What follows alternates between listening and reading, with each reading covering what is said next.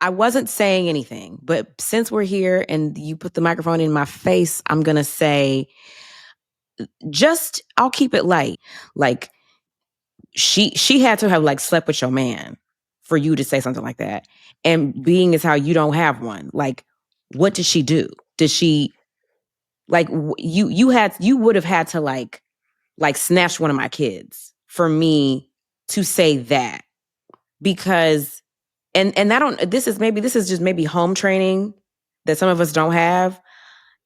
Even my worst enemy, and I have a couple, in their misfortune, what you will never find me doing is like you said, dancing on their graves. Like, it is a recipe. You are inviting the karma to come and whoop your ass. Well, I might say something in the group chat, but I'm not, I don't know. I wouldn't kick you publicly. If I actually know you, that wouldn't be me. But to each their own, and good luck with that, because I feel like those type of things circle back. Karma, I want to believe it's questionable because that man is still president. But, I do think eventually you get your lick back one way or another. Pure and unadulterated. Every week we got you waiting. Candiace and Michael,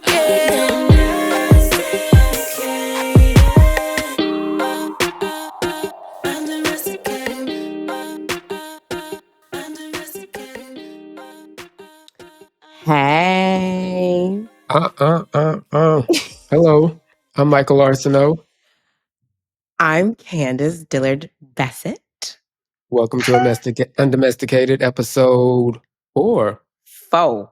We are 4 in this hoe. Yes. How are you, Candiace? I'm great. I'm exhausted, but I'm good. I'm here. I'm here to dump all of my feelings in the group chat at the kitchen table where they belong. So, how are you?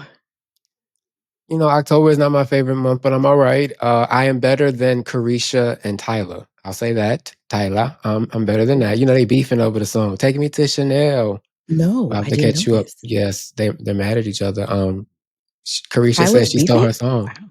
Carisha thinks Tyler stole the song. Yeah, I mean, it doesn't. It's Tia and Tamara, but and Tyler does not care. She does not care at all. She moved on. So I'm better than that. Okay, good. And I'm actually feeling very encouraged by the feedback. Thank you all. Continue to like, and subscribe. Hey. I am appreciating the feedback. I'm getting funny, calm voice, resting bitch face. So I'm working on that. Yeah. But I'm feeling good with this. Yes. You're already doing better. Like there's a light pep in your step on today. I appreciate it. Yes. Give us the vibes, the energy. Yes. So let's do a little check-in, because I feel like a lot has been happening in the world, but then also like in personal lives. A lot has been happening. So Jet turned 1. We had a whole birthday party for him, and it was great. It was cute. It was my, that was like my first kid party. Like, I've been to a couple of kid parties, but I've never hosted a kid party. So I was like, what the hell do I do? I really need an assistant, because I was supposed to get sandwiches and pizza for the adults and the children respectively. And I forgot. And my planner was like, hey, when are the sandwiches and the pizza gonna arrive? And I was like, huh? And I had to like make an executive decision and be like, well, I'm not going to have time to get sandwiches. So everybody's going to have pizza. And that's just going to have to be fine. And it was like a huge first world problem. But in my mind, like in that moment, it was stressful. And we had the party at this really cute play place in Waldorf. I'm going to post about it. It's Black owned. And they had like little individual houses that the kids could go in. And like one was like a firehouse. One was like a vet. One was like, that's cute. Yeah, it was super cute. So all my friends' kids came and played. Jet he played a little bit, but he's 1, so he can't really do a whole lot. Mm-hmm. We sang happy birthday, and I didn't cry. I thought I was going to cry. I didn't cry. And it was cute. I survived my first kid party. So I felt like accomplished a little bit. So I can do this every year now, I think. Because my mom threw crazy parties for all of her kids, like big birthday parties. So I feel like I have to follow suit with my kid/kids. So that happened. You should feel very accomplished. Shout out to all the parents. I've been going to some kid parties lately, and that is a lot of work, and we love the babies. So you'll be doing a party every year? Yeah, so not like huge. Like we did a pretty not like a humongous party, but we did a pretty like sizable. Like I had a low budget, and we had like I had a planner, and but like my mom threw me a birthday party every year. I have pictures of the birthday parties where the kids are there and there's balloons and cake and like a dedicated food item. So yes, he will have a birthday party every year. Oh, sweet. And also you were in a play. Congratulations. You look great. Thank you. I did my first stage play. Actually, one of our Howard brethren, Dennis Williams, I've Cried the Blues, was the name of the stage play. And I made my little debut opposite Mr. Daryl Walls of the Walls Group. I don't know if you're familiar with them. The Walls Group, they sing from their loins. They sing from the places they sing down. And Daryl sings down. And we were in tech week all week. So I'm exhausted from having to mom and wife during the day and then go do the tech week at night and be like full out dancing and singing. And the play is very heavy. It's like emotional. It's like Jim Crow angsty. Oh, you say Jim Crow angst. Well, you know what? Jim Crow is clearly the wave of the current climate. A resurgence is upon us. Unfortunately. So it's like we were crying in rehearsal, like because it was so intense, and that's also just a nod to the actors because everybody was great. But yes, I had that, and then Saturday was the play, and my feet hurt. I think I'm getting a bunion. It's probably my karma for talking about Ashley's bunion. I'm sorry, Lord. I'm sure it felt amazing on stage, though. And DC has a great theater scene. Yes, shout out to the Warner Theater and Live Nation because they held us down. Yeah, it was fun. I love live stuff because I perform music live, which is not quite the same, but kind of the same. And it was I look forward to more theater in my life. I love that. And I love the Warner Theater. It's not the same, but I saw Set It Off the Stage play there. I wrote about it. Yes. I wanted, my friend was like, you have to come see this shit with me. And LaToya Luckett was in it. And we're from the same hood, so I'm very particular about LaToya Luckett. Kyla Pratt. It was a trip. But I really liked the theater, and I loved how active the Black folks were. I love DC, so yes. That's the best part, is like being in the wings and hearing the actors being like, I know that's right, Grandma. You better tell it. That is my favorite. Yes. I love us for that. Yeah. Well, I've not been on anybody's stage. I'm just walking around LA noticing a lot more people are smoking crack. Yeah. What? Like, now, I like to go on my pop walk. This is the old nigga shit that I'm starting to get into. So I get up dumb early. We're working on that. I go work out. I'm trying to like get back to feeling like my best self when I first got here, when I had a trainer and I was feeling like Nicki's New Body verse. Well, just the part about New Body, not whatever. But so I'm walking. I like to cool off, but it's like early in the morning. I just see a lot of people smoking crack. It's not new, but I just see an increased amount. And I live in Koreatown. Yep. Downtown LA has a reputation. Yes. It reminds me of Gotham. I always feel like I might have to fight the Riddler when I go downtown LA. Someone else said that Koreatown is like Gotham City. I've heard that Koreatown before. wasn't always that, but downtown, yes. But that's creeped up here. I'll just say this: there are nice parts of there are nice parts of everywhere, but the people are on crack, so that's a little distressing. Having said that, go ahead. I have a question. Maybe this is my shelter. What does it look like to smoke crack?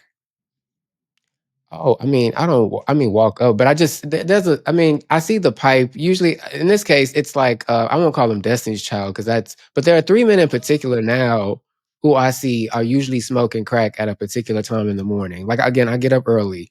Although 8 a.m. might be late to smoke crack. I don't know. But, a pipe, people have pipes. There is a smell. To be honest, I really hadn't thought of crack in that way since it was 2020. The plague had started. I was in Harlem. That was the epicenter. And as soon as people start missing their checks, all of a sudden I'm like, shit, people smoking crack again. And I was like, I gotta get out of here. It's gonna get worse. It's gonna get 90s. So up until then, I hadn't, crack since like literally maybe 93.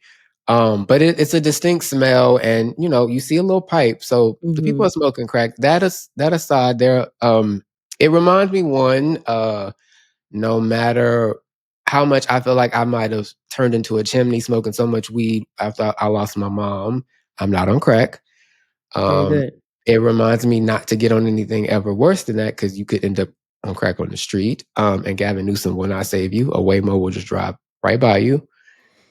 And, to appreciate, I got up in the morning, I'm not smoking crack. Like, and I'm really not making fun of the people. I feel for them. But like, no, there's an increasing amount of pain that I feel is often unspoken. And I usually tend not to look through people, but I can look around. You see a lot more, like the bread lines never ended. Like, and these are the areas where, they're building high rise, whatever. I'm talking about crack. But meanwhile, my undomesticated part is I usually am just getting ready, excited about my spin class. That's like my new thing, the spin class with the weight. Yes. Yeah. It's something for me to focus on. I miss boxing, so we're getting back into all that. But yes, it's just me avoiding crack and, working on my fitness. These are good goals to have. Now, this isn't the best segue, but we finna get right into it, Candiace. I'm sorry. We're having a good week. Speaking of inebriations, allegedly. We're not all having a good week.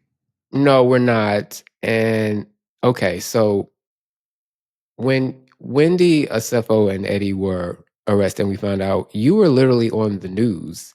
It seemed like only seconds after it broke, and you were asked about it. And I texted you privately. I actually genuinely clearly you only knew very limited information, but your immediate response was to be defensive and sympathetic and kind about it. So I thought that was really telling about you.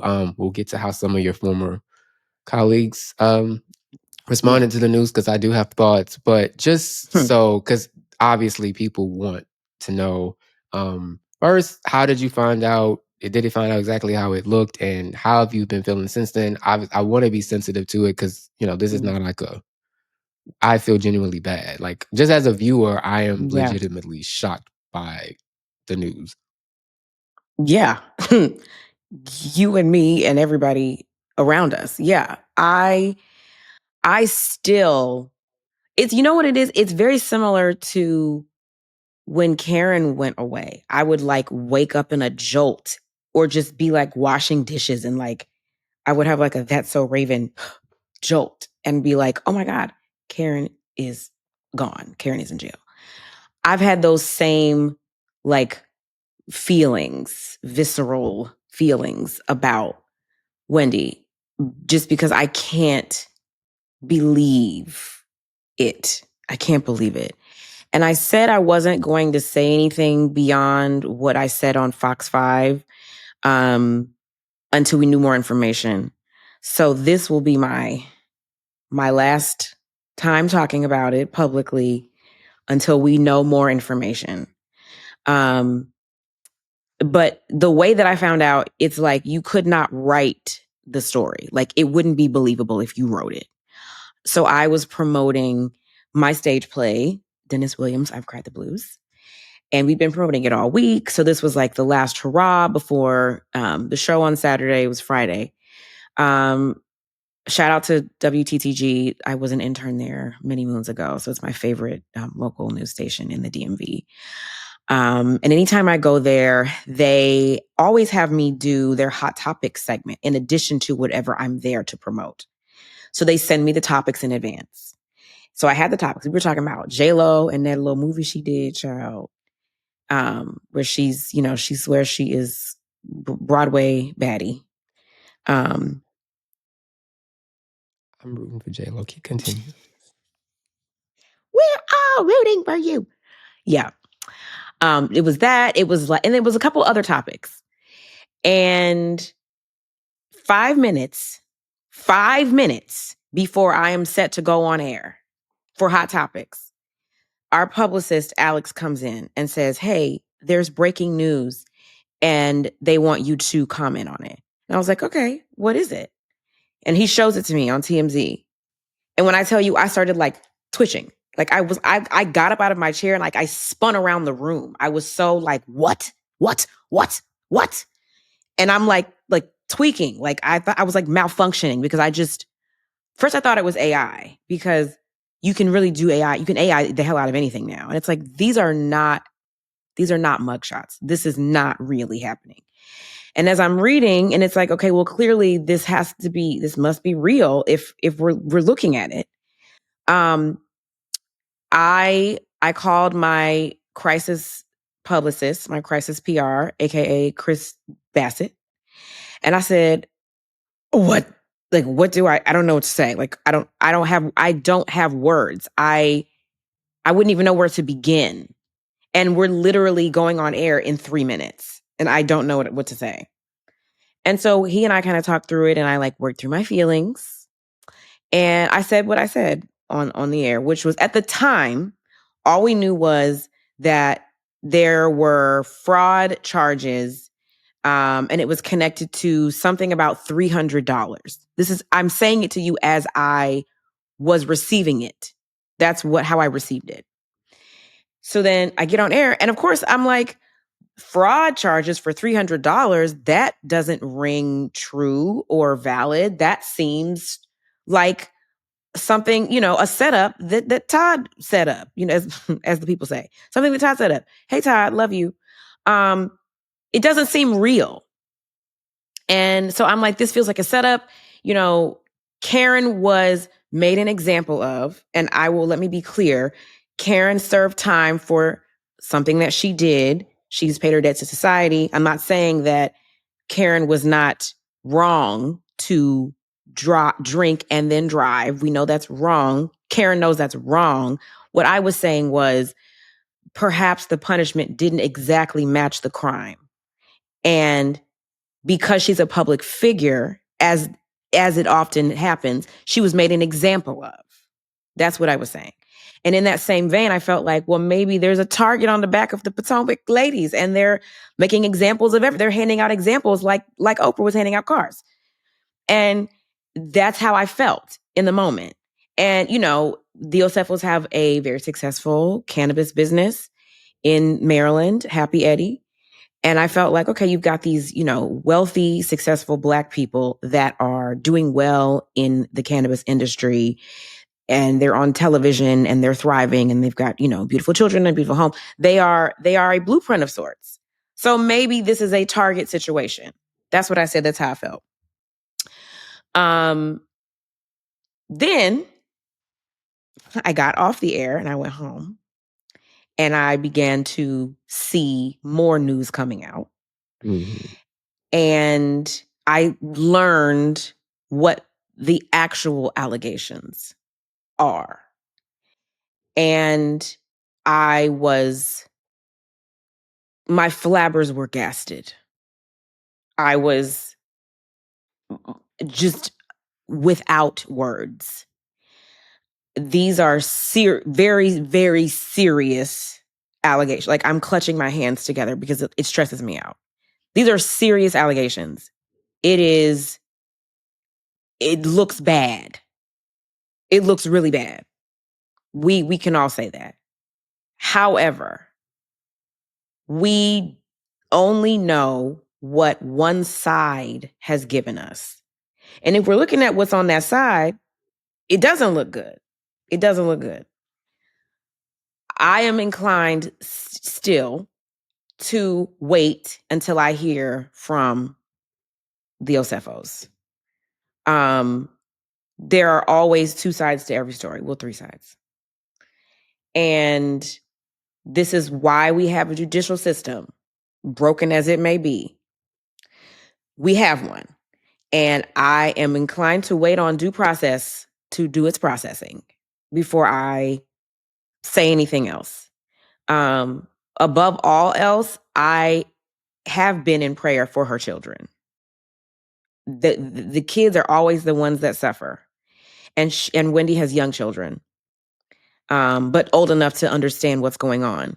And this can be traumatic for children. And so I'm just praying for covering and protection over her kids, and that they are shielded as much as possible from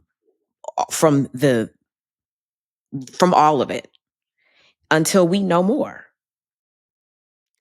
Wendy.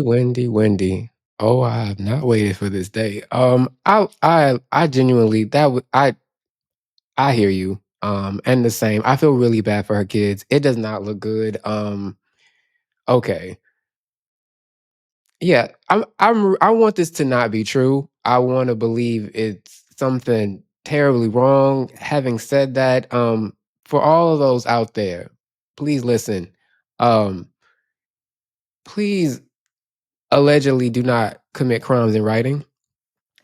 Please do not email people stuff. Again, I want to believe this ain't true. This ain't it, and something is wrong. But just in the future, y'all, I say this with people I literally from high school have knew from a close relative about how often people document their alleged illicit activity online by chronicling everything. Y'all stop that. Again, I feel really bad for the kids. I'll say a couple on the most recent, you don't watch, but on the most recent episode of Potomac, Kiarna, who I adore, I love a real Baltimore gem on there, and her mom is a baddie. Is having a scene with Wendy where she's essentially saying, "You're only nice to me because you want an alliance on the show. You're not being a real friend to me." And I'm only bringing that up to say, to credit you for giving like what I think is like so far what I've heard, because as of now, I've only heard but so much from some of her castmates, past and current. Very sympathetic, but it made me kind of wonder about that. And then there's your former colleague, who I did hear you say you miss sparring with sometimes, Ashley, who okay, she's doing R&B Luann. That's essentially how I describe it. Wait, so she's doing what? R&B Luann, like that lounge act that she's doing where she's singing. It's like R&B Luann, right? Or something. Yes. And she's saying we're catching melodies, not felonies, and then was saying how she wasn't shocked. I mean, I'm not surprised as a viewer of Potomac that Ashley is dancing on somebody's grave. Yeah. However, but I mean, this is me, not you, but girl, you not catching nobody's melodies. I don't get the R&B Luann thing. Although I actually really love her mom and Uncle Lump. Shout out to Miss oh my God. What is her name? Damn. See, you leave a place for a month and you forget people. Because I can't think of her off the top. Shout out to Ashley's mom. What is her name? It's not Cheryl. It's not Sharon. And there's singing "Count on Me," and she's like, "You can count on me." Like, who's singing that? It's Ashley and her mama. Like, because she's singing "Count on Me," and then Ashley's also doing "Try Again," like Aaliyah's "Try Again." Like, Ashley is really out here doing this R&B Luann thing. Like, she's singing, so that's her stuff, and that's her business. And people she's doing covers of these songs, is what you're saying to me? Yes, it popped up on my TikTok. And Ashley was just singing, and then the Dragon Wendy came out.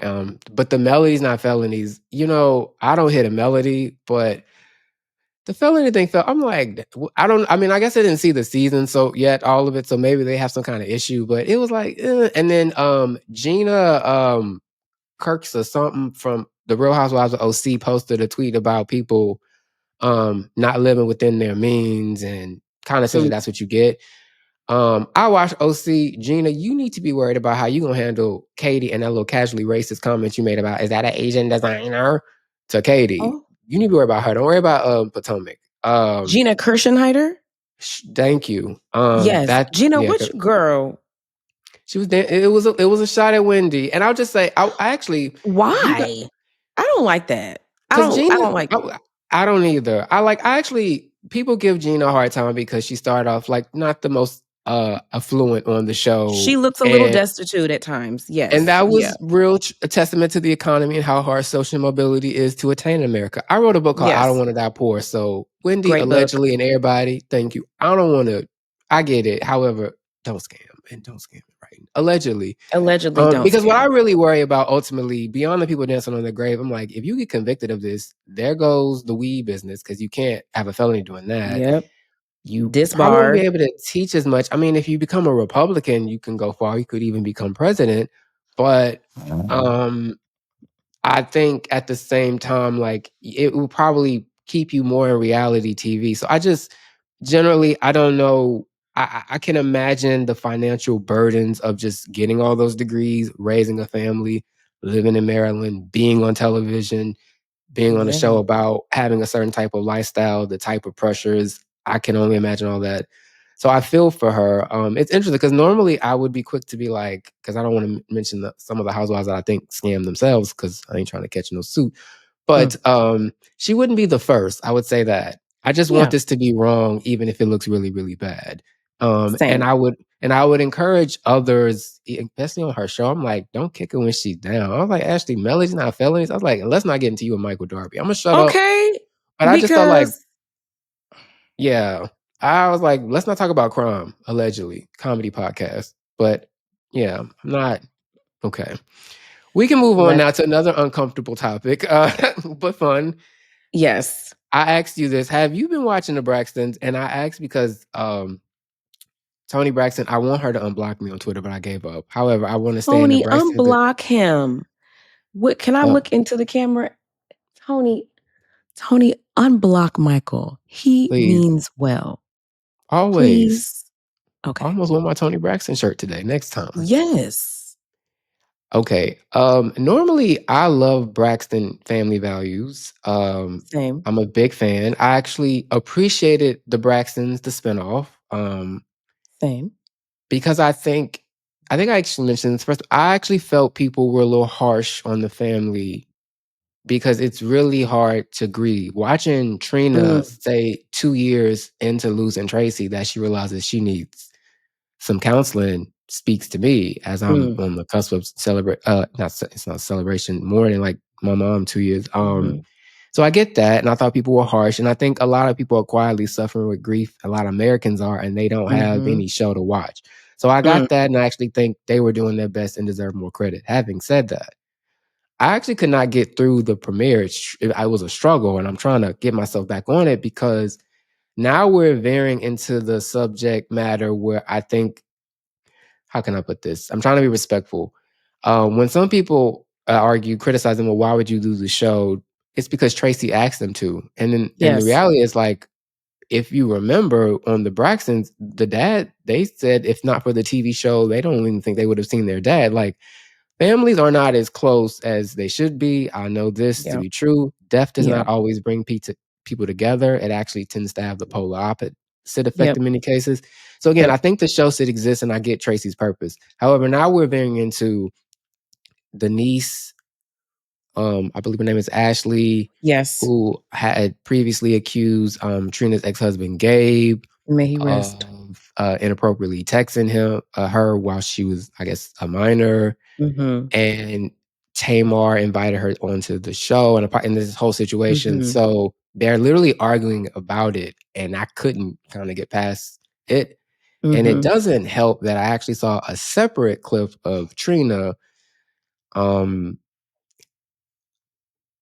essentially, how can I put this? I think she was just kind of saying Gabe's not here to defend himself. And a lot of people took issue with the manner in which she spoke about it. And I think in some ways it's important for families to break the cycle of talking about things that they normally don't discuss, particularly like Southern Black families or all that. But for you worked with Tracy. Yes. Great song. We love Tracy's music. Yes. And you are a fan of the Braxtons too, like, and you watch the show. Are you struggling to watch, or how do you just feel about like all of this being put out there like that? It just seems like it's gonna eventually break the family to me. I feel like it's breaking the family up currently. I don't spend a lot of time reading about that particular issue because it is uncomfortable to me and for me. And I hate that because what I think, and these are just my thoughts. My thought is that Ashley feels as if the only way she will get some sort of closure or acknowledgement of what happened to her, allegedly, is to go public like this. Because I don't know what happens in other people's families, but in my Black family, it's all about don't put your business in the street. Don't talk about the family business out on Front Street. Don't be at the church. Don't be down to the grocery store. Don't be talking to the strangers. Don't talk to white folks. Don't talk to nobody about the family business. The family business, it needs to stay in the house. And that has been beaten into me. Like I was raised to live and think and breathe such that you don't talk about the family business, the family scandal. And so to see her so publicly having these conversations, it also reminds me of Kerry Washington's book, which like triggered me because she literally told her families and she told all their business in that book. And I was like, oh my God, you're telling all the business. I love Kerry Washington. Hey, Kerry. But similarly, it was like triggering for me because this is just, I would have been disowned.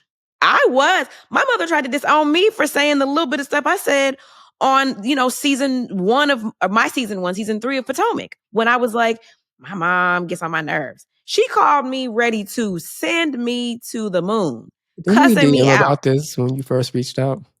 Huh? I think you mentioned this when you first reached out to me about the book. That your mom was mad because my mom felt away. I come from the same school as you, not to interrupt, but I come from that same school of don't tell family business. Yes. When we need to find my DM to you, my first DM to you, because it's just very triggering because my mom made me feel like a redheaded stepchild for even saying the funny light stuff I felt that I said about her regarding her on Potomac. And so to see a niece come out and like lay it down like some room temperature butter on the bread. She just spread it out. I was like, oh my God. So she must, I would only assume she must have just felt silenced. She must have felt silenced.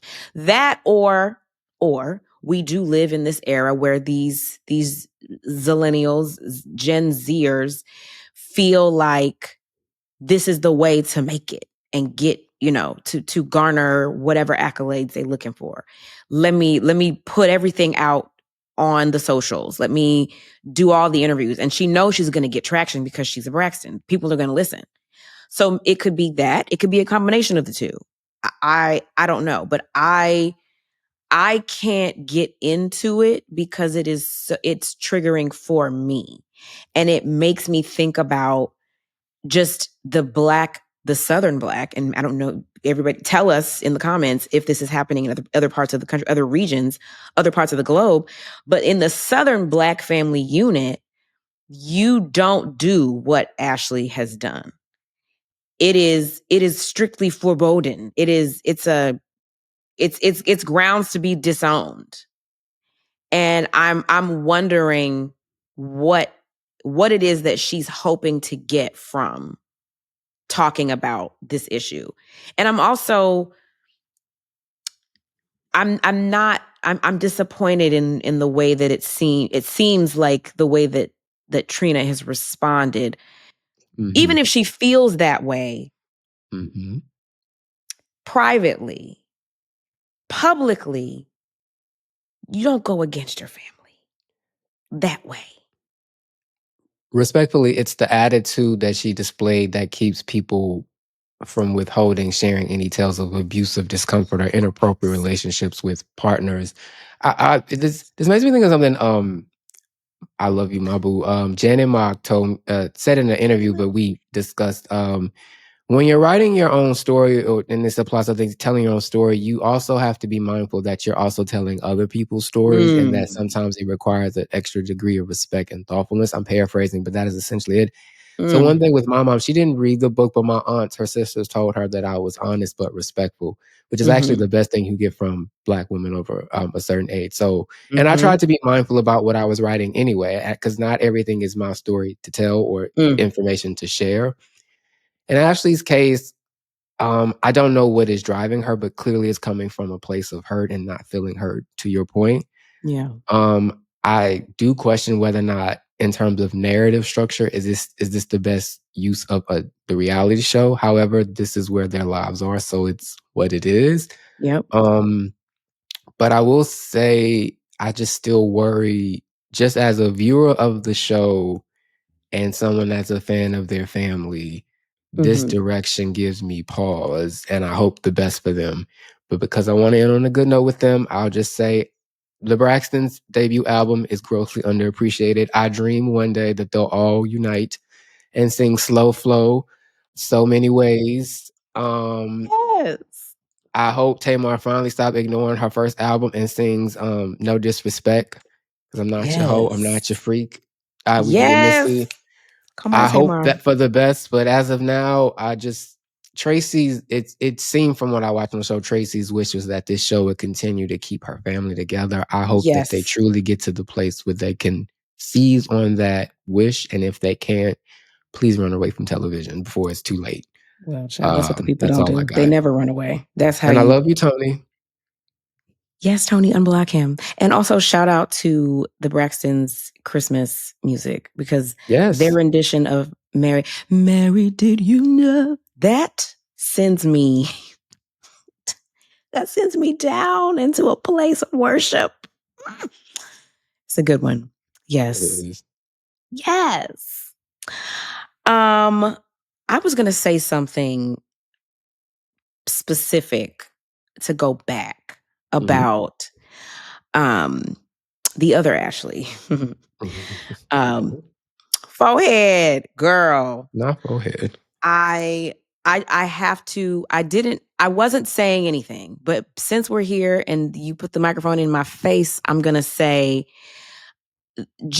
I'll keep it light. Well, first of all, I thought that Wendy and Ashley were friends. On the show so far, they seem quite cordial. On the current season? Yeah, so far they seem okay. Unless I missed something, but yeah, they seem good. Right. Well, so when I left, they were friends. They were friends. And unless something happened this current season, what would possess Ashley to say something like that? Something so celebratory in the face of what feels like a disaster and a travesty for Wendy. Like, she had to have like slept with your man for you to say something like that. And being as how you don't have one, like, what did she do? Did she, like, you would have had to like snatch one of my kids for me to say that, because and this is just maybe home training that some of us don't have. Even my worst enemy, and I have a couple, in their misfortune, what you will never find me doing is like you said, dancing on their graves. Like, it is a recipe. You are inviting the karma to come and whoop your ass. And karma has already come and come again for Ashley, as we've seen time and time again on the show. So I'm perplexed as to why she thought that was the best choice. I know cameras were rolling at the show. It seemed like they were. I love the show. That would push her to just kind of go a little further. But it's like it's a soul selling of sorts that you would say this when literally misfortune can find anybody. And given, where you've come from and the person you have escaped, we don't know what you're privy to. We don't know you when he let you out that cage. We don't know what you were privy to. Allegedly. Cage. Allegedly. Yeah, that's why we don't know. So I don't know why it just boggles my mind that she would be so celebratory, even if she didn't like her. That's what I mean with the Kiana question. Like, where are we just alliance or friends? But even if you were just, to your point, even if you were just friendly for the show, I personally wouldn't make that type of joke. I probably would. I know plenty of scammers, the BLM era, certain people. I might say something in the group chat, but I don't know. I wouldn't kick you publicly. If I actually know you, that wouldn't be me. But to each their own, and good luck with that, because I feel like those type of things circle back. Karma, I want to believe it's questionable because that man is still president, but I do think eventually you get your lick back one way or another. Life finds a way. Always. To quote the Grand Dame, what does she be saying? The something comes home to, what is it? The turkey comes home to roost. The roosters will come home to roost. Okay, they always come home, and it might take a few eons, but karma never misses an ass whooping. And it's just like you're inviting an ass whooping to your front door. And use spiritually. Yes. Maybe otherwise, but we hope just spiritually. Or otherwise, we don't control the karma. Karma comes how it comes. But also to try and like elevate yourself by kicking somebody when they're down and using a medium that you have continually and perpetually made a mockery of to do it. What melodies, beloved? Like where are the melodies that you speak of? Because it's like the jokes write themselves. To try again. God rest the Leah soul. They write themselves. I don't even need to get into it because the jokes have been written. I've seen them. I've cackled, and I went to bed.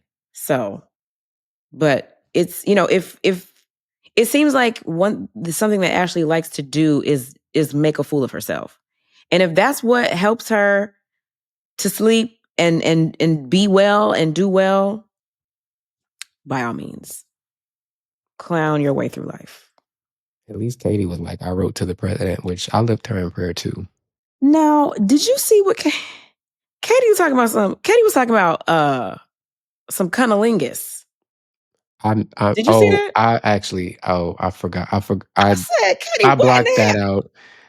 I blocked that out. Was she watching Real Housewives of Miami where Julia outed Adriana saying they were messing? I don't know. Maybe because Katie literally said, I would know because I ate her box. I'm paraphrasing. But girl, why? What? When? Who? Where? Huh? Candiace, I'm praying for Katie. We all need to pray for Katie. Katie is in the sky. She is a kite. Are you ready for your favorite segment? Always. Hit it. We don't have any music. I was just dancing. I was gonna say yes. I was like, where the beat? Bring the beat in. Nobody asked me, but okay, I have to look at my my device because I want to read this verbatim when I say it. Okay. Yes, essay. Listen, it's not. I'm quote. I want to quote accurately because I don't want this person. Yes, no, I don't want this person to come. This person or their low vibrational followers, or to quote Mean Girls, their ignorant band of loyal followers to come. Oh Lord, the Magenta Mafia, let us pray. Yes. Shout out to everybody that's been engaging and commenting on the Nicki Minaj of it all, the Nicki and the Cardi of it all. I appreciate the discourse. It's great. I've commented and liked a few things, but go off, have your feelings. So obviously, my nobody asked me but is about Nicki. So after the Nicki and Cardi of it all, Nicki came out a bit ago and dropped a tweet for the people, and it says, "Okay, I'm not gonna put out the album anymore. No more music. Hope you're happy now. Bye, Barbs. Love you for life." Onika. It's how did we get here? Because I'm just going to quote what I would think probably 50% of the cohort in response to your tweet said. Girl, we don't care. Like if you were going to give the people music, great. We were all going to consume. We were all going to buy it. We were all going to buy it. But that tweet just underscores everything I was saying in what was that, episode 2, whatever episode that was. That's literally what I was saying. This is childish. It's weird. It's dumb. And it reeks of, I just wanted attention. I wanted to take the attention away from another female rapper who was getting her flowers and receiving her accolades in the rap space. And I hate to see it, but you could have just left that in the draft. You know how many draft tweets I have where I'm cussing everybody into an oblivion, into like the fifth universe? I have so many. Like I'm not inviting hacking, but if you hacked my drafts, just post them. I'll take credit for them if you posted them, if you hacked and posted, because I'm exercising self-control. And that is something that, as a fellow Sag, once again, I understand wanting to say absolutely everything you think. And this was one of those things that she should have just like tweeted it and then drafted it and then go check on your baby. That's all. Rock Nation, you will crumble. Sorry. Crumble. Ooh. Nobody asked me, but I'm very excited about the Nicki thing. Girl, you know she just be talking, and I'm gonna pray for her too. You know, actually, I would really like a Nicki Minaj album, a well edited Nicki Minaj album. I feel like that would actually really excite me. But in the interim, I just want her to go be happy, whatever that looks like. Because I don't know if she gonna. Cardi's success seems to be hurting her. She's like twitching, and I will say, go ahead. Sorry. She's like malfunctioning, which is weird. I'll just end on, I am loving Cardi's album more with each listen, and I'm sorry for whoever that makes feel bad. And, you know, Bia got like one song that was all right. So, you know, Bia, shout out to her. Okay. Hey, Bia. Nobody asked me, but I'm very excited that Brandy and Monica are on tour. I love that for the legends. Love that finally happened. Proof that life doesn't stop at a certain age. Things can always happen. Relationships being built. All that nice shit. I love that. I look forward to going. I like them both. Me too. Really, it hit me. I'm like, I interviewed them both. Like, that's really nice. Now, I think it was a dress code I heard about. Something about like they wanted like suit and tie or dressing up. And okay. Nobody asked me, but I'm not doing that. I respect the legends. I am tired of dress codes. First of all, although their prices are affordable, but you know, Ticketmaster is the scam, allegedly. Yes. Not allegedly, get them. I just also, I'm like, do I gotta dress up? Why? Like, I don't, and I get it. Beyonce had everybody in silver, right. And even then, when I was like, girl, my mom about to, I'm like, you get a little bit of silver in my Air Maxes, and I found some shorts. I did my best with her, and I get it, but like, I think because everybody now wants to do a dress code, y'all, in this economy, be glad we going. Be glad we bought the tickets. Now, okay. I found something that might give dress-esque if I decide to at least try to nod to that stuff, but I don't like the requirement, and I know Black people love a theme, but y'all, in this economy, let me go however I want to.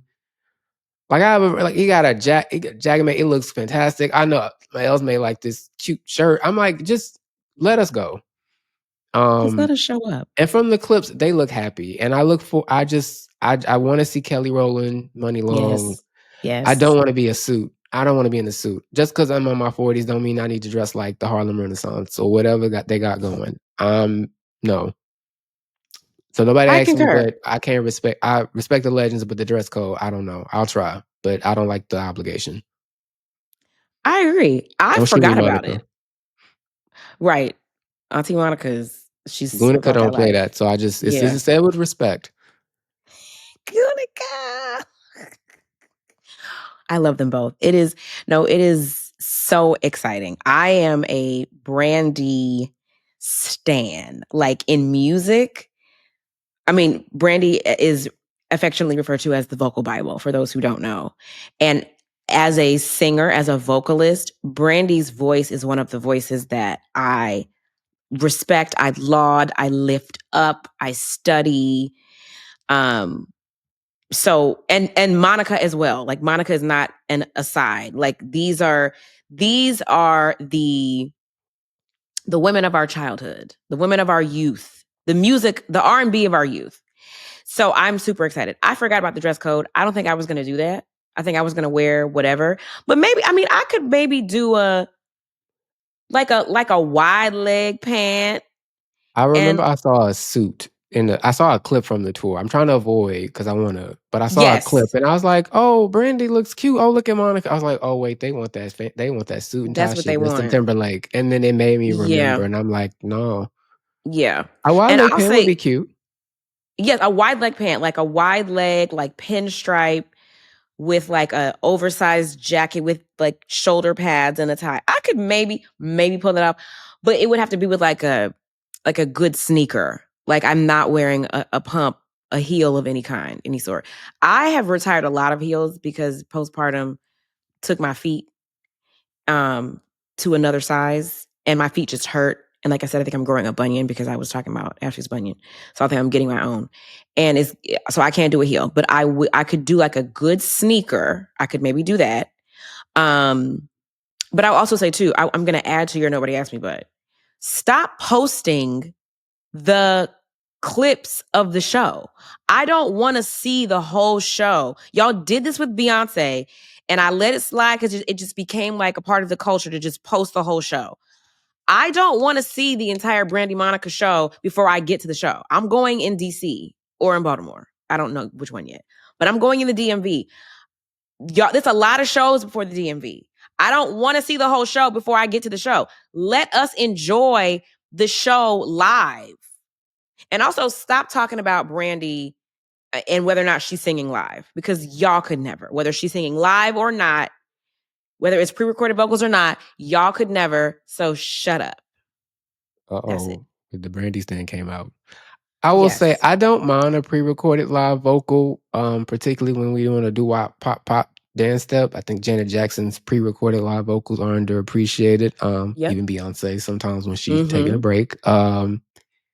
I do hope I'm hearing some singing though, but I don't want nobody to shoot me, so I'm just gonna say I'm happy for them. And the thing about the cameras, this is like I hate to be old man, get off my lawn, but I saw a clip of like an Odell show, and I was like, yo, everybody got their phone, like they're right in front of him, and the phone is just like right there. Nobody's like actually looking at him. And I know that when I go to shows, I get it, but I'm also like, I look forward to a political candidate that'll jumpstart the put the phone down movement. Because even get us off the crack.